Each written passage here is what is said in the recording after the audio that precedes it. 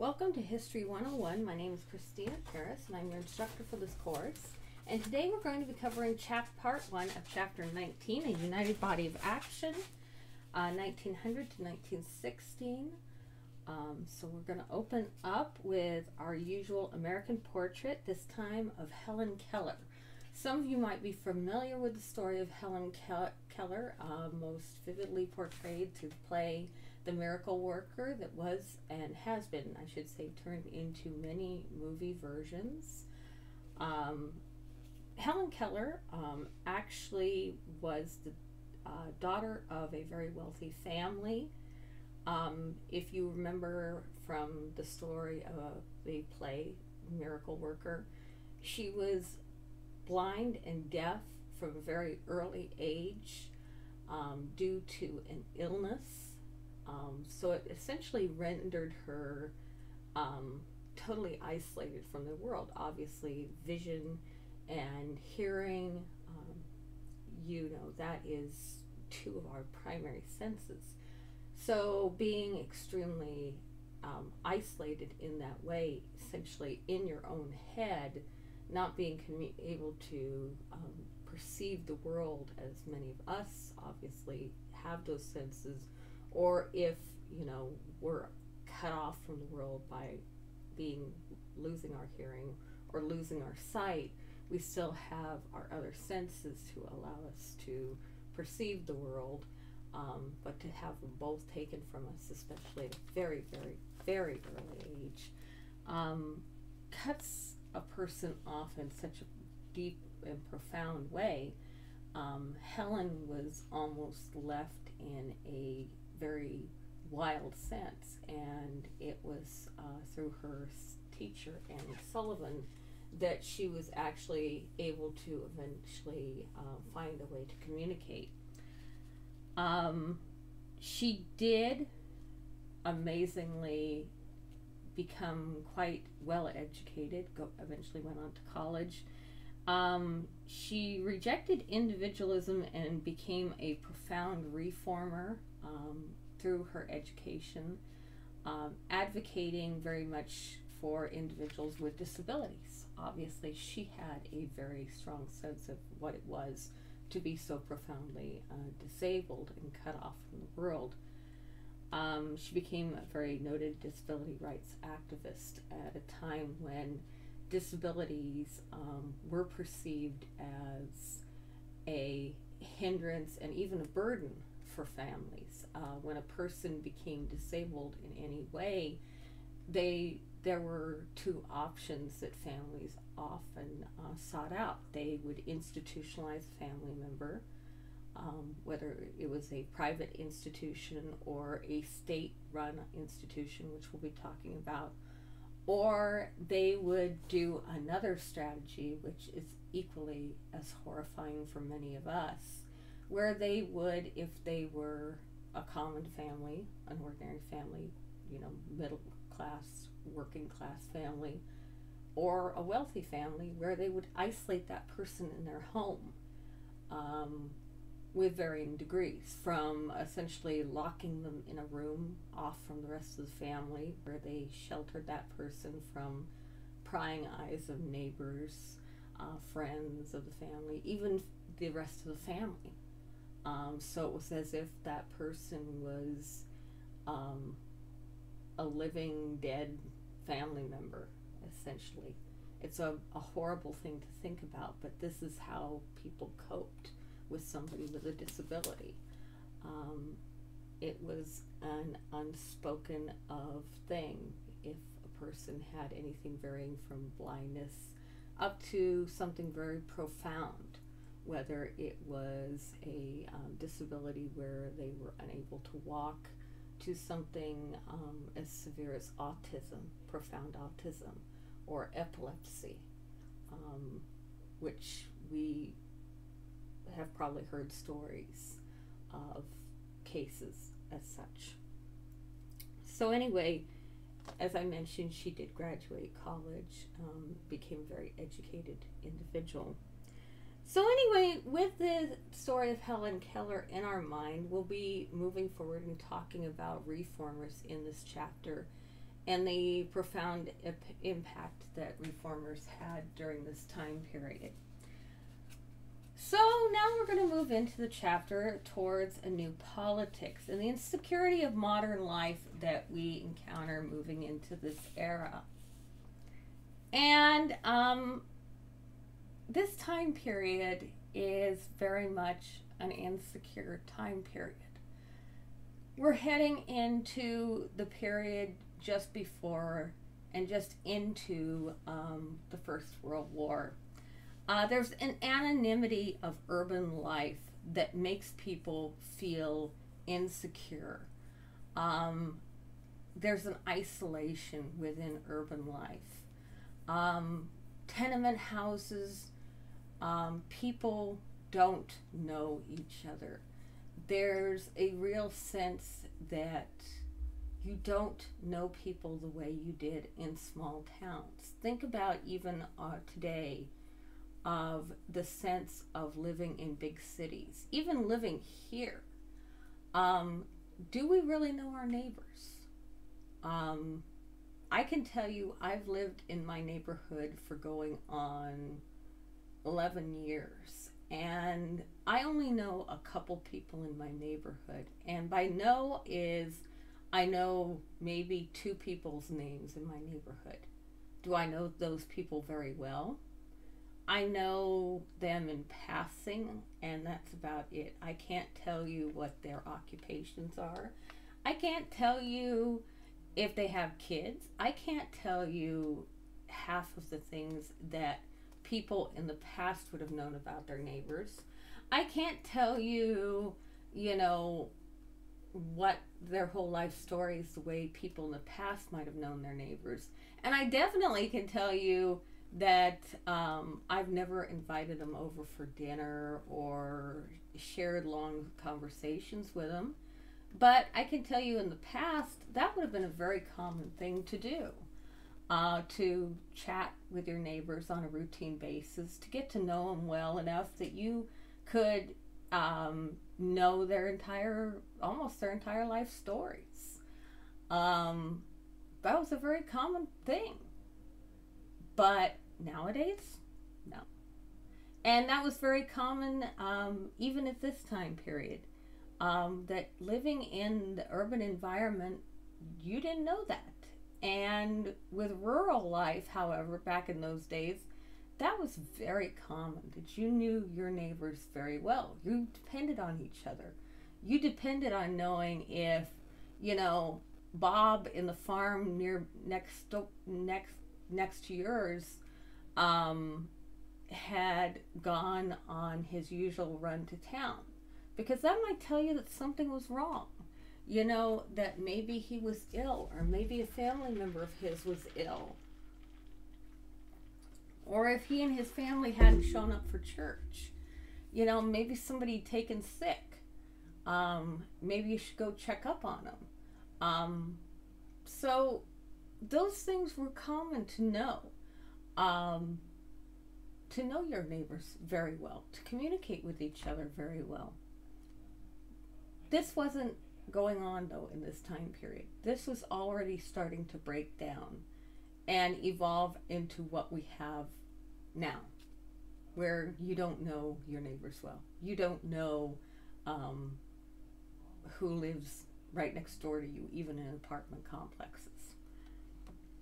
Chemicals were in food and water, and we're going to be talking about the implications of this. I know I've been alluding to this for a couple chapters now about Upton Sinclair's book, The Jungle, and what implications this is going to have.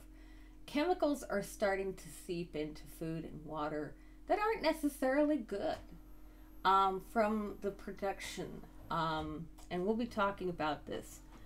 Patent medicines were unregulated. And what are patent medicines? Well, this is probably something you've heard about. There were oftentimes medications that were sold by mail order, or maybe even sold in general stores and drugstores in those days, that were called cure-alls. they were often advertised. In fact, if you go through old newspapers, old magazines of the era, and they would call them, you know, this cures gout, this cures dyspepsia, this cures all these things. And you'd be like, wait a second, wait a second, wait a second. This even cures the common cold. And you're like, wait a second, there's no cure for the common cold. We're just coming up with medications now that even cure the common flu. And this is just in the last few years. How are these medications back in, say, the 1900 coming out saying they were curing flu? They didn't. These medications were often advertised as such, but what they were was they were concoctions of very dangerous substances. Sometimes they had things like morphine, high concentrations of alcohol, which we'll talk about more, because they became a nice, happy way of people getting their fix for alcohol when prohibition comes into effect. They would often have herbs in them, which sometimes could be very dangerous. They would have sometimes doses of things like mercury, lead, even things as dangerous as small quantities of arsenic. I'm not kidding you. Pretty crazy stuff. That's what it means by these things were unregulated. This is when we get into the Food and Drug Administration coming into effect, is to make sure that these things become regulated. But we'll get into how this comes into play and how things become regulated. These things are sold over the counter without any regulation. You know, you could go into your kitchen, start pouring these things together, and then give it to somebody, and if the person didn't drop dead, well, maybe they're feeling better. They had a severe cold and they take a dose of this drug you give them, and the person suddenly goes, hey, you know, I had a kind of a stuffy nose. I thought I was coming down with a cold, and after you gave me a spoonful of that stuff that you created, I'm feeling better. And you might go, maybe I should start marketing that as a cure-all for the common cold. That's how some of these patent medicines, scary as it may sound, came to about being. And people would start filling bottles, and then they'd start, you know, maybe selling it out of the back of a wagon, and that's how these patent medicines got started. That's honestly how it started. So anyway, that's what a patent medicine was. Unsafe tenement housing was also something that was in existence, which we talked about briefly in the previous chapter. The tenement houses, as I mentioned, think of the worst slum apartment that you've seen on these exposés on news reports down in Los Angeles, and make them about 10 times worse. Put the plumbing in an outhouse or the infamous chamber pots, which I described to you before, and then you've got your tenement house. These places were awful. Very awful. And the construction of them was very, very, very bad. They were fire traps. And unfortunately, some of them did catch fire, and people did die in them. And then we have, on top of all this, on top of all this tragedy, on top of all this situations, something that came to highlight the corruption of this era, the unregulated safety that was going into these buildings, a tragedy that takes place, which is known as the Triangle Shirtwaist Factory fire. Some of you may have heard about this. You may have even studied about this in previous history classes you took. It actually broke out on a Saturday afternoon.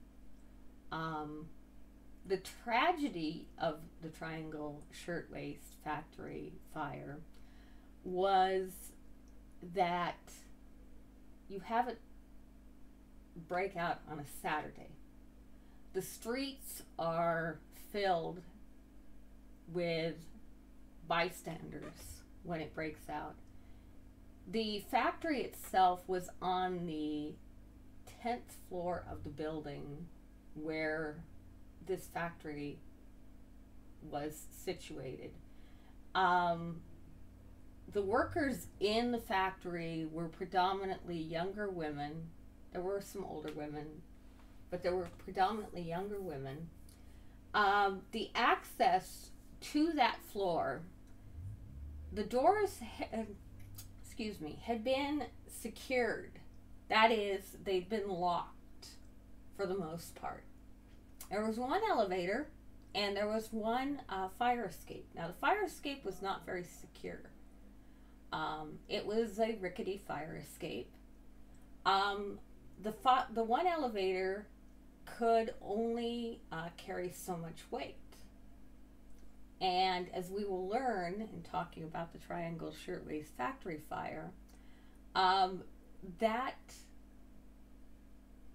obviously you're never supposed to take an elevator during a fire. Now, when this fire breaks out, we're still not completely certain about why the fire broke out. There is some suspicion that because the reason the doors that led to the stairwells had been locked was the girls that worked in the factory tended to take breaks, unauthorized breaks, and the owners of the factory had decided to lock the doors to the stairwells because these girls like to go out, and it's the turn of the century. The girls are starting to get into finding that it's kind of a fun, new, liberating thing to smoke. And the suspicion is that one of the girls may have, instead of being able to go out in the stairwell and smoke, may have tried to light a cigarette in the factory. Well, a shirtwaist is a blouse where there's a lot with fabric blouse. There was a lot of fabric debris, fabric fuzz and that floating around in the air, and they believed that this might have inadvertently ignited when the girls may have one of the girls may have cast off her cigarette in the trash can and ignited the debris on the floor, which started the fire. The fire spread very quickly. Of course, the girls started to panic, trying to get out of the factory. Obviously, they could only get one of the doors partially open. They couldn't get it all the way open, so they started to try to get to the fire escape. They managed to get to the fire escape, but it quickly collapsed under the weight and plunged to the ground below, obviously killing a number of the girls that were escaping. They then started to pile into the elevator, which could only carry, I believe it was about 10 people at a time down the elevator. Of course, the fire is spreading quite rapidly as they are evacuating the factory. The girls are still scrambling, trying to get the doors fully open so they can get into the stairwell. They finally managed to get one of the doors open. Of course, they flood into the stairwell. What happens when this does occur, is they start stumbling over each other. The typical thing that we see with a stampede of people trying to evacuate, and people get killed in the crush. Ultimately, there's a number of girls that perish in this way. The fire is continuing to spread, continuing to choke people. By this point, the floor is quickly becoming engulfed in flames. And the girls begin to panic. The fire department has arrived on scene, only to discover their ladders only go up to the 5th floor of the building. So they can't even get ladders up high enough. The girls, seeing this, begin to panic and break out the windows of the factory. And this is when devastation reaches its pinnacle in this whole story. Because the girls, now panicking, realizing they're likely not going to get out of the building, breaking out the windows, they start to throw themselves from the windows because the fire is fully spreading through the factory. They realize that their chances of getting out, the elevator by this point has become inoperable. The girls have started to throw themselves or fall, we believe, one or both, down the elevator shaft. The one open stairwell has become unusable because it's actually clogged with people that have now begun to suffocate from smoke inhalation. The girls begin to throw themselves out the windows onto the pavement below, where people have gathered to see the unfolding tragedy. So people now witness these young girls, many who are starting to catch on fire from the quickly spreading fire in the factory, onto the pavement below. It is pandemonium at its worst. So you witness this tragedy and the accounts that are given by reporters who have now arrived on scene to witness these young girls floating, as they describe it, out the window with their hair engulfed in flames. They describe it as seeing embers floating down from the windows, which are actually young girls burning as they're falling. It's harrowing. It has a great impact on New York. And in fact, there's actually a mass funeral that they have for the victims of the Triangle Shirtwaist factory fire, because the response is so profound, so deep. The only way I can compare the response that New York has to this tragedy is what we saw for our modern times to the attack of September 11th. It impacts New Yorkers so deeply because these were young girls, young immigrants. Many of them, in many cases, there were several cases where they were mothers and daughters, sisters, that were working in this factory, and they were gone in a blink in this fire. So you have to realize that this had a deep, lasting effect for New York. And the response that came out of this nationwide was a reevaluation of our fire codes, a reevaluation of how we respond to keeping buildings safe so that tragedies like this didn't happen again nationwide, in response to what happened at the Triangle Shirtwaist factory fire. It was actually the first movement. It didn't necessarily prevent other tragedies like this happening, but it did open kind of our eyes of seeing that, you know, we don't lock doors to stairwells because, you know, we need to have a point for you to get out in the event of a fire. We have good fire escapes so that you have another escape point to get out of buildings.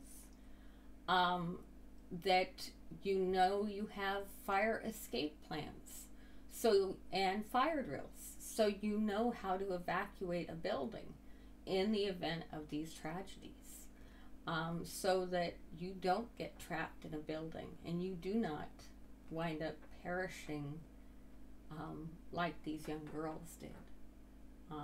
And obviously you don't take elevators as a way of escaping a building, because we can say, look what happened in the case of the Triangle Shirtwaist Factory fire. So if you ever wondered why these fire codes came about, it's because of tragedies like this one and other ones that have happened since that have taught us these terrible, terrible lessons. It also pointed to the government corruption, because we did find out in the wake that there were reasons why this tragedy unfolded.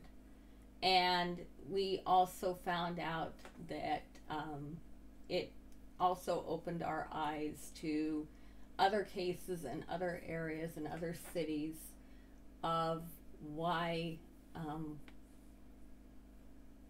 things have been overlooked at this time period, and why other cities did not take measures to protect their citizens as well. So now we're going to turn our attention to the decline of partisan politics. So, as we talked about in the previous chapter, participation in elections was on the decline. We're going to start to see the rise of something called literacy tests, especially in the South. This is a way of disenfranchising people from being able to vote. And literacy tests, now I'm sure you're thinking, oh, you mean it's a requirement to make sure that you can read to take a test to vote? Oh no. Literacy tests, folks, are an entirely different kettle of fish, so to say. I will actually put up a literacy test from Louisiana that was used up until the 1960s, until such devices, I will call them, were made illegal. And when you see this literacy test, you will absolutely go, oh my word, you had to take this to prove that you were eligible to vote? I actually passed one of these around my office at Valley to see if some PhDs could pass this. And let's just say every single one failed. These tests are completely ridiculous. The types of questions they're answering, the time commitment that is allowed to complete it, and the percentage that you have to get right is insane. The questions themselves are so subject to interpretation.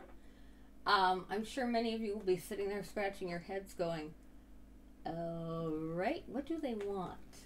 I know we've all had those professors that give you a question and you're like, okay, what, wait. There's like 10 different ways this question could be answered. Which one is the one way that this professor wants this question to be answered?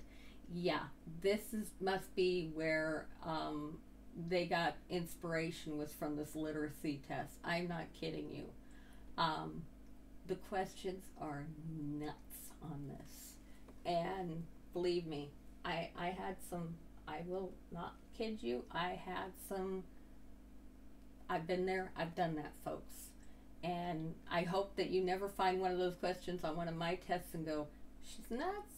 She's nuts. I have no idea what she wants. I have no idea what she wants. And you have my permission to email me and question me to the ends of this earth if you find one of those questions that could be answered 15 different ways. I will not take offense after seeing this literacy test, because I don't want one of my questions to have you sitting there for 5 hours, making you wonder how to respond. So anyway, the next part is campaigns were far more educational, less participatory. And what is meant by this is the campaigns were going away from this idea of, this kind of fanfare and, this really kind of raucous, party-ish atmosphere, to becoming more formal, more educational-based atmosphere. I'm sure you're thinking, what's she talking about here?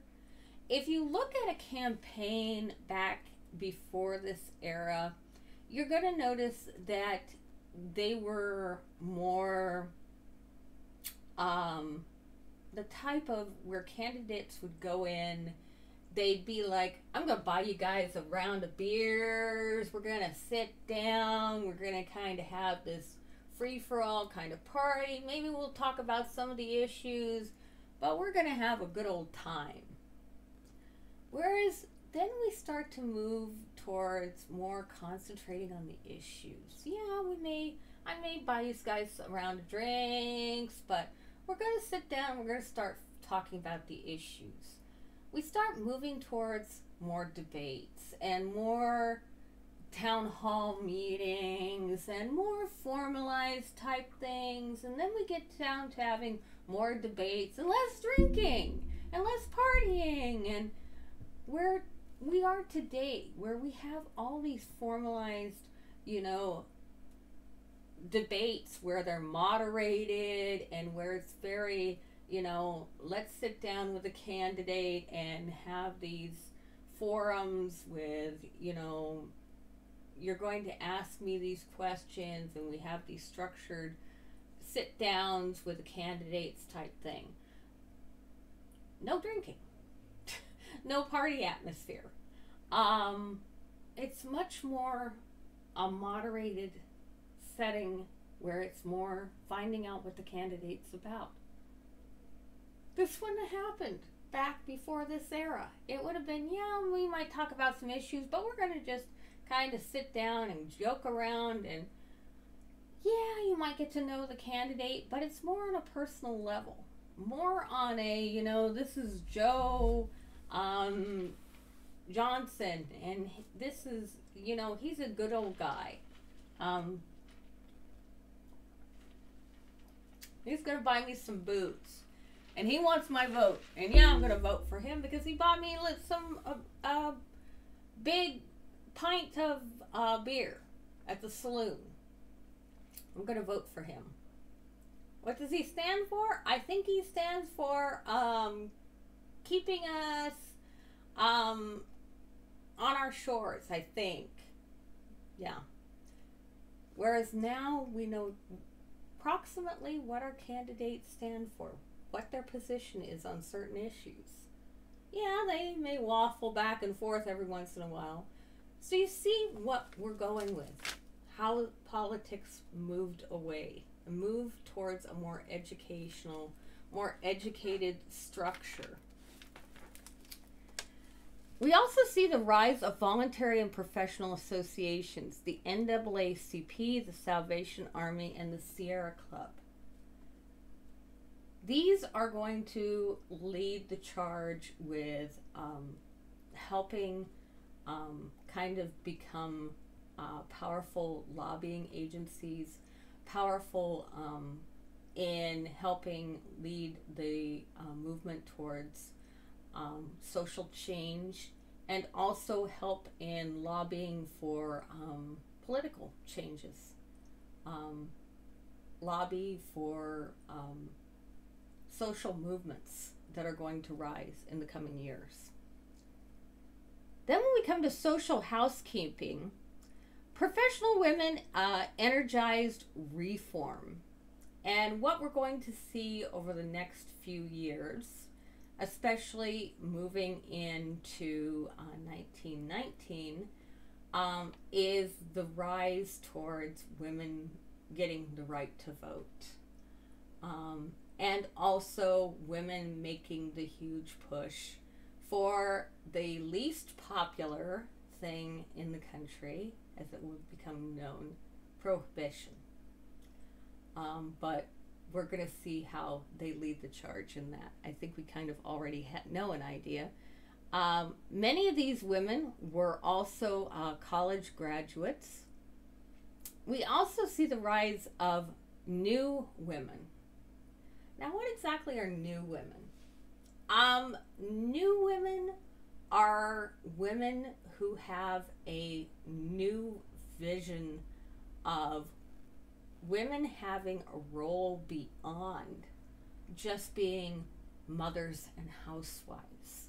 And this is going to be critical because a new woman versus a flapper is going to emerge in the 1920s. And sometimes I know people get mixed up and they think new women and flappers are the one and the same. Sometimes a new woman and a flapper could be the same thing, but new women and flappers were very distinctly different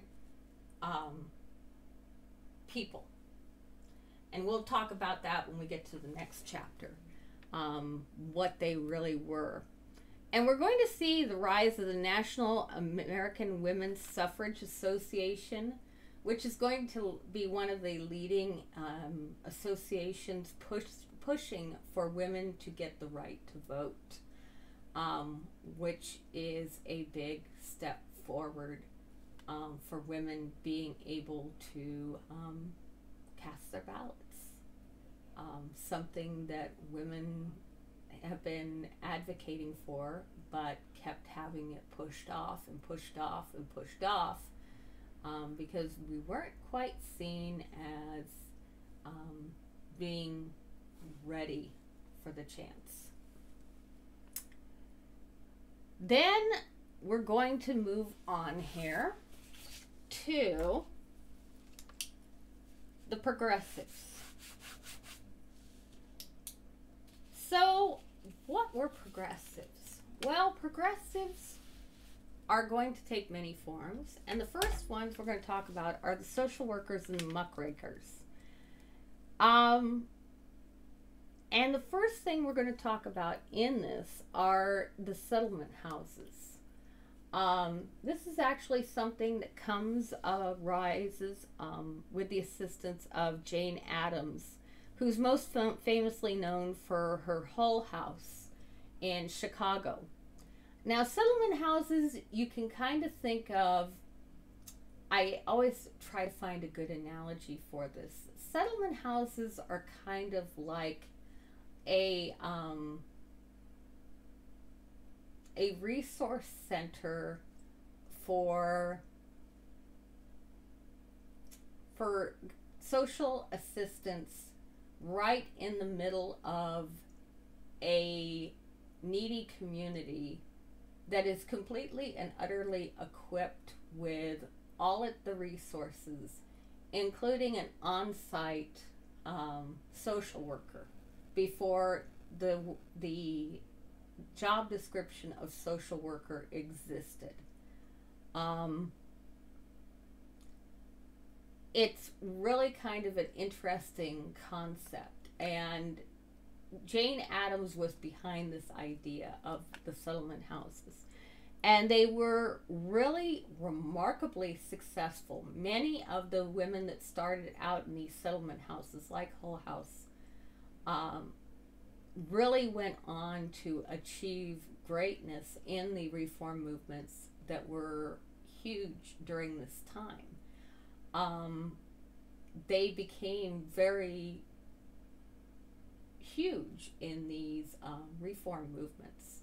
of the era, not just Jane Addams. There were many that went on that could trace their lineage, so to say, back to Hull House and others like them across the country.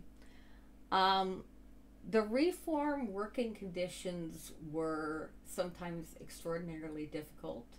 Obviously, we're talking about being in these communities that are ravaged by by the conditions that where they need the greatest amount of assistance. We're talking about situations like being in the heart of areas like Packingtown. They had to be in the areas of the greatest need, in the heart of areas where there was high densities of tenement houses. These areas were not the greatest to work in,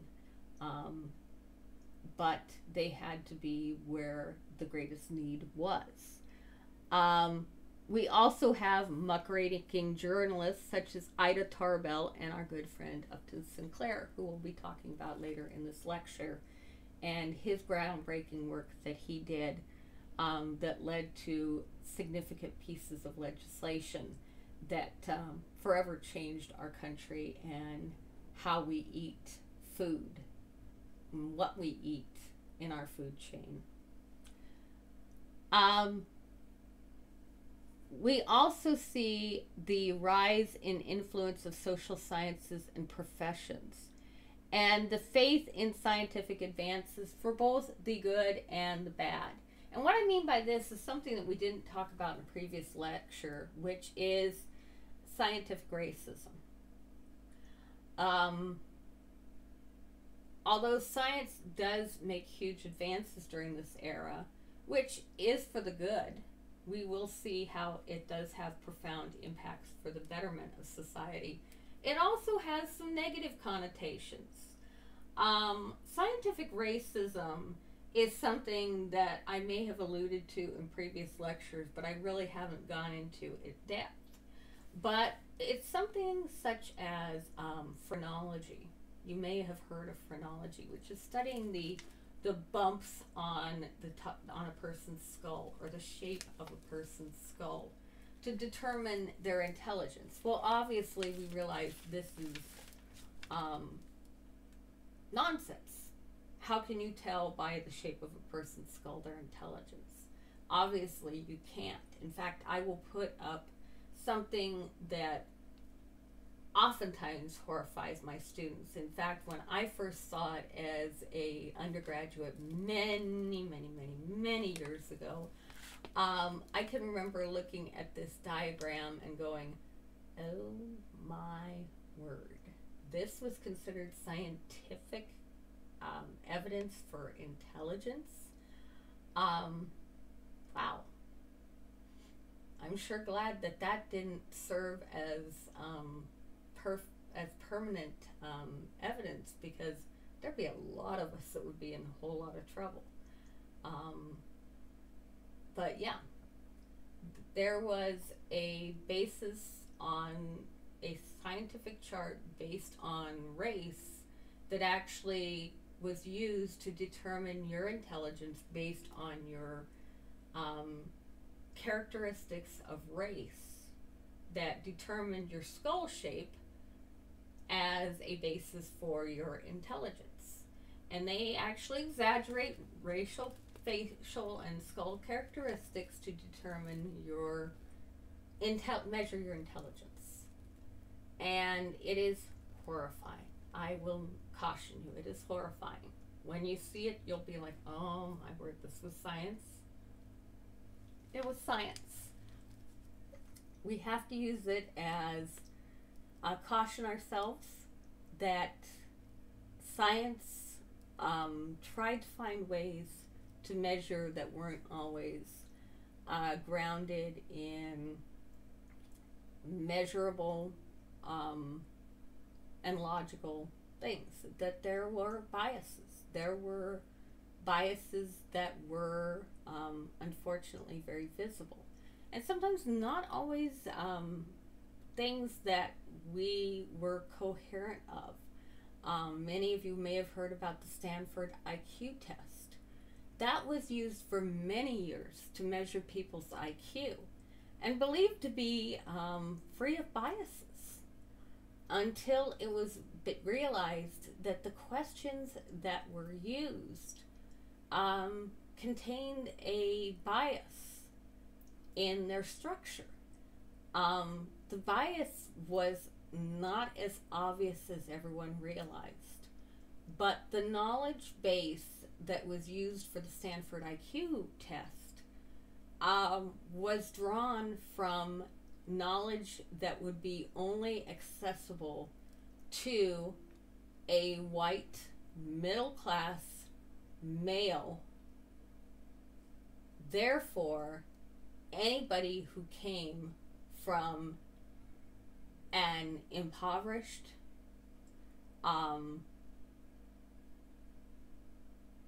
minority background or was female or did not have a science background could potentially be cut out of and score lower. It had been demonstrated by looking at the data that these scores were slanted in favor of white males from a middle class background. So they had to rethink the IQ test that had been used for decades, believing that it yielded accurate IQ scores.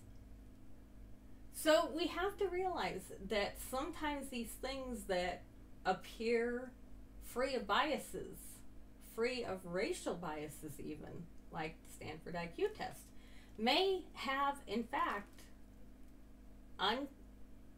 unidentified racial biases. So something to think about. So with that, we're going to end it here for our little first part of our